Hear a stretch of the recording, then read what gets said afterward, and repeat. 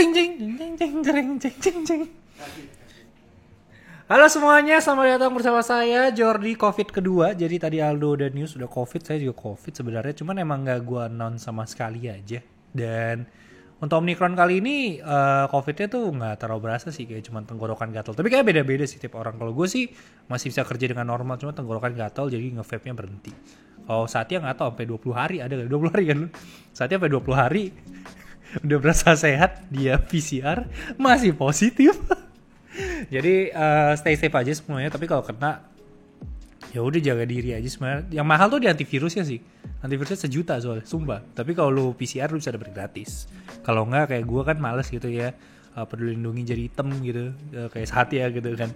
Jadi gue beli sendiri. Cuman ya ntar kalau udah negatif lagi baru gue PCR buat mastiin. Tuh. Oke, news kali ini tentu aja kita akan ngebawain dari cuman batuk gue masih ada sebenarnya. News kali ini itu kita akan bawain dari acara Apple kemarin. Cuman gue sebenarnya nggak terlalu ngeliat-liat banget karena gue sambil nonton sambil main Warrior, sambil push rank. Jadi gue cuma ngeliat beberapa hal dan gue rasa gue dari awal kan bukan orang yang sangat-sangat gila dengan performa dari sebuah laptop ya. Jadi kayak M1 Ultra pun, M1 Studio dan segala macam ya itu nggak menarik. Apalagi yang monitor kan ada A13 ya, apa A15. A13 dalam yang katanya lebih kenceng dari Snapdragon dan bla bla bla. Maksud gue buat apa sih dibanding-bandingin gitu loh monitor sama handphone gitu. Jadi buat gue nggak penting. Jadi yang buat gue menarik kemarin itu cuma 2. Yang pertama adalah warna hijau dari si iPhone 13 dan 13 Pro, dimana satunya Alpine Green, satunya Green.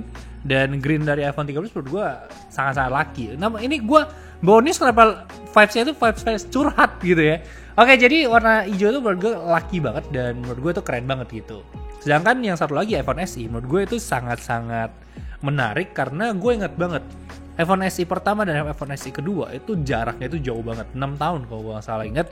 Dan gue ngelakuin research atau berita leak dari semua iPhone SE yang rame banget di saat itu ketika views gue masih tinggi-tingginya, itu tuh ketika pandemi baru muncul. Sekarang tiba-tiba out of nowhere SE 3 beneran keluar. Gue gak tahu apakah emang gue gak ngikutin lagi atau emang hype-nya itu emang buat gue udah gak segede itu lagi sih iPhone SE yang 3 ini. Karena dari layar juga sama, bentuk sama, kayak meme Spider-Man yang dibuat Satya gitu kan, iPhone 8 SE sama SE 3 gitu. Tapi setidaknya untuk RAM-nya sendiri naik jadi 4GB. Kalau kalian nggak tahu ini udah dikonfirmasi juga di Geekbench, jadi a bit faster. Dan kalau kalian ada yang nanya kenapa nggak dibikin jadi full size, dibikin yang plus size atau dibuang untuk Touch ID, karena kalau dia melakukan itu iPhone XR otomatis gak laku gitu. iPhone XR tuh masih cuan buat mereka kalau ngeliat data-datanya. Oke, next kita ngomongin iPad. iPad juga ngerilis di mana ada iPad Air baru yang pakai M1. Ini semua yang beli iPad Pro M1 11 inci di 2017 ya, 2018 kan biasanya 2020 kan, apa 2019 lupa. Pokoknya yang pertama yang M1 pertama kali rilis itu bakal ngerasa panas ya. Kesel banget pasti. Tapi maksud gue worryless karena masih ada perbedaannya. Walaupun gue rasa iPad Air nanti masuk ke sini pun harganya otomatis pasti digoreng. Kayak iPad Air dulu yang nggak M1 aja masuk ke sini itu naik sampai 9-10 juta. Jadi sama aja sebenarnya. Cuma nanti akan turun pelan-pelan. Nah, bedanya sendiri iPad Pro ini dia punya layar 120 Hz. Jadi promotion ini salah satu hal yang lu nggak bisa bohong. Itu enak banget apalagi lu pakai Apple Pencil. Akan jauh lebih smooth lah untuk lu sebagai ilustrator menggambar dan segala macamnya.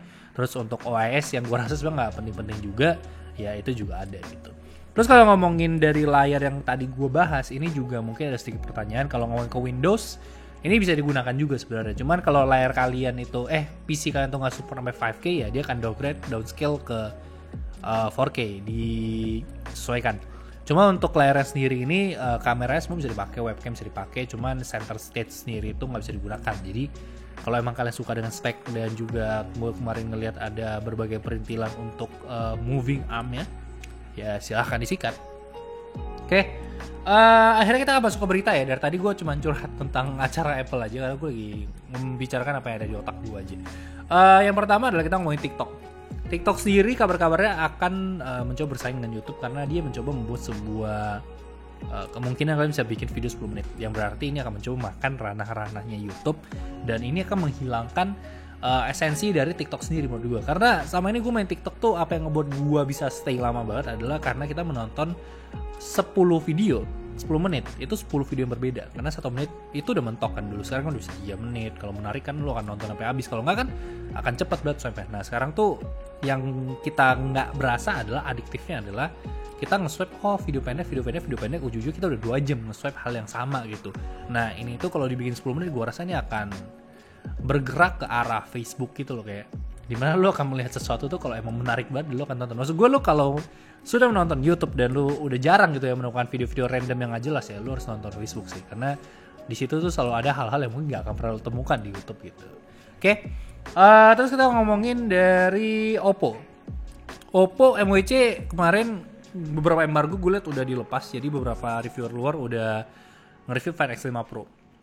Kamera sih menurut gue menarik banget. Kemarin gadget ini juga udah unboxing, cuma masih versi global. Indonesia harusnya kemungkinan besar akan masuk. Gue nggak tahu apakah gue akan megang, karena gue pengguna setia Find X2, X3 dan sekarang X5 ya harusnya ya, cuma gue nggak tahu.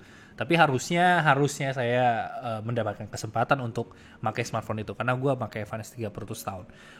Find X5 Pro sendiri yang impresif dari yang apa yang gue tonton sih emang dari ultra night videonya, dimana salah satu yang bisa kalian lihat tuh di videonya si Unbox Therapy. Kalau ngeliat detail-detail fotonya di Unbox Therapy juga udah cukup oke.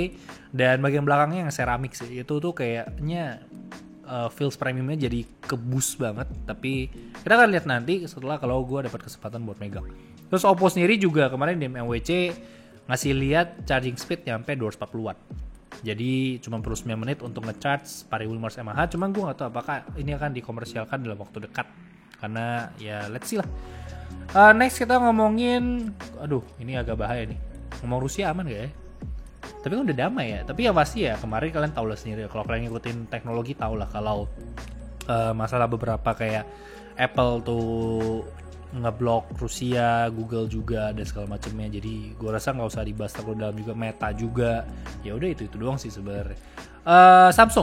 Samsung itu ada software yang namanya Game Optimizing Service. Jadi aplikasi kayak Netflix, IG, TikTok itu dilimitasi, bahkan Genshin Impact dilimitasi yang ngebikin smartphone kalian throttle. Dan hal menariknya adalah ini nggak terjadi hanya di 1 atau 2 aplikasi yang gue sebut tadi, tapi ada 1000 aplikasi. Jadi ada cara ngeceknya nggak sih? Ini ditemukan oleh pengguna Twitter bernama Geryon Han. Ini ada cara ngeceknya nggak sih, kayak cara matiinnya dan segala macamnya?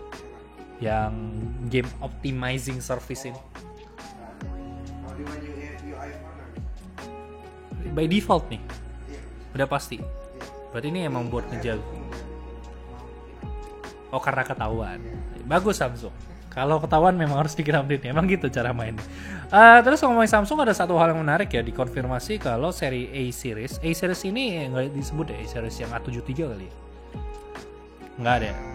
A13, oke.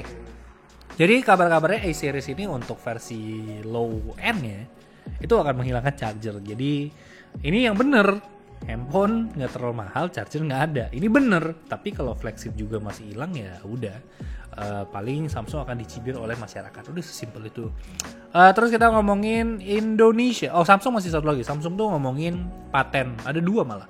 Yang pertama adalah dia bikin foldable phone yang bentuknya huruf L. Jadi kalian akan punya bumerang yang bisa kalian lempar, kalian tangkap, bisa menjadi smartphone juga. Jadi bentuk L-nya itu dia ditaruh di bagian belakang sini. Ini tuh bagian dilipatnya dan ini bisa dibuka tutup, itu doang. Terus satu lagi itu kayak foldable flip. Cuman dia bisa ditarik sepanjang layarnya. Jadi anggaplah ada satu flip itu Kage Bunshin jadi 2. Nah, flip yang Kage Bunshin jadi 2 ini digabung menjadi satu kayak begini. Nah, kalian tahu gak sih kalau zaman dulu tuh mainan-mainan arcade yang 1v1 tuh mainnya begitu, yang layarnya tuh hadap-hadapan. Maksud gue bukan arcade time zone sekarang di mana kalian punya 2 mesin yang berbeda ya. Maksud gue kalau lu pernah ngorek harta karun bokap lu gitu, itu tuh pasti ada mereka punya mainan yang bener-bener bentuknya itu kayak T terbalik dan tengah-tengahnya itu bisa buat main. Nah kurang lebih kalau mau dapat gambarannya bentuknya seperti itu. Terus kita ngomongin Indonesia juga kabarnya bakal menutup jaringan 3G ya. Emang nggak ada yang pakai 3G lagi? Maksud gue? Oh enggak, gue di tempat masih ada 3G kadang-kadang, masih bisa H+. Tapi nggak tahu kalau emang ini dia ngerasa udah merata, ya udah terserah dia. Mungkin kita kan mau ke 5G juga ya. Kalau kita kan tidak peduli ya selama 4G kita aman. Terus kita ngomongin lagi, tadi gue udah nulis beberapa berita tambahan. Oh, ini ada yang menarik. Ini masih dari Apple, jadi kita akan kumpulkan beberapa berita Apple. Yang pertama itu adalah masalah iPhone 12 Pro Max yang pakai USB Type-C. Jadi dimodifikasi oleh perusahaan asal Slovakia bernama Johnny Depp, di mana ini berhasil berjalan, mau pakai charger asli Apple, mau pakai third party, itu jalan semuanya. Dan ini tuh dijual, ada berapa unit? Nggak ditulis berapa unit. Tapi dijual sampai tanggal 6 Maret. Tanggal berapa ya? Wow, berita yang ya udah lah, lu kan nggak bakal beli barang dari eBay juga maksud gue. Tapi ini membuktikan kalau emang itu bisa dilakukan. Terus satu lagi yang terakhir, ini dari Rosiang tadi gue nggak salah baca. iPhone 14 Pro dan Pro Max itu akan mendapatkan punch hole dan juga dia bukan notch, jadi dia tuh dual punch hole, cuma satu tuh yang lebih lebar, satu lebih kecil buat kamera doang. Dan iPhone 14 itu nggak akan kebagian punch hole, jadi iPhone 14 seri Vanilla dan Plus yang katanya nggak ada mini lagi ini bakal tetap notch. Dan tahun depan kedua hal itu akan mendapatkan dual punch hole. Jadi kalau kalian tanya kapan kita dapat under display screen, ya nggak ada. Maksud gue S22 tuh nggak under display ya? Oh iya ya, gue baru sadar loh, maksud gue S21 under display kan?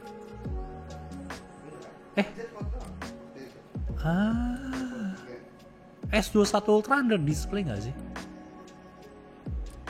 Gue baru sadar kalau hal itu tuh bukan menjadi hal yang penting lagi ketika itu bisa terjadi, maksud gue under display ya ketika pertama kali ini dikeluarkan ya sama reviewer kayak, oh ini under display nih dan segala macamnya bla bla bla bla, dan wah ini keren banget. Tapi maksud gue itu hype itu tinggi banget sampai akhirnya Samsung ngeluarin itu dan nggak ada yang pernah bahas lagi.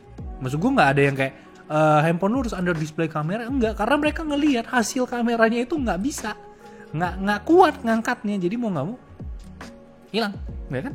Oke, ada S21 Ultra, udah ada kan? Ya nggak sih? Ya udahlah, nanti bisa dimasukkan footage sama saatnya. Sampai jumpa di video selanjutnya. Jangan lupa nonton Lazy Talk Tinder ya, pro player Tinder di bos.